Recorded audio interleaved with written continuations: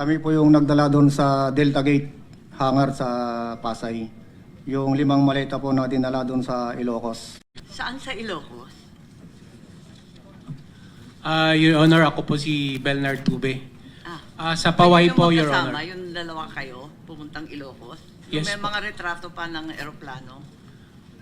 Yung nag-receive lang po kung sino po doon sa Paway po nag-receive po. Alam niyo yung address o yung bahay, kahit barangay lamang? Your Honor, hindi po kasi gabi po kami dumating ni Kong Saldi doon sa area po. Pero kasama ko po si Kong Saldi. Alam niya po yung kung ano po yung exact address nun. Anong itsura? Naka-Yitariu, ma'am, na tabi po ng lake. Yung lugar po. Tabi ng lake o tabi ng dagat? Kasi gabi po, either dagat or lake yun, ma'am. Basta tabing tubig, Yes po. may bayin. Yes po. Tapos saan kayo?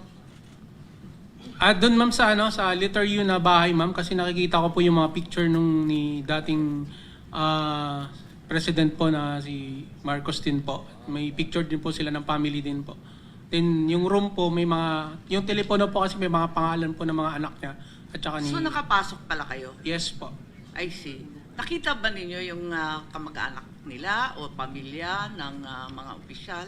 Yung time na dumating po kami, Your Honor, is sila-sila lang po. Nauna po si Kong Sandro, then the next po si President, then si First Lady po yung dumating, nag-dinner po sila ni Kong Saldi. Andun pa rin kayo? Yes po.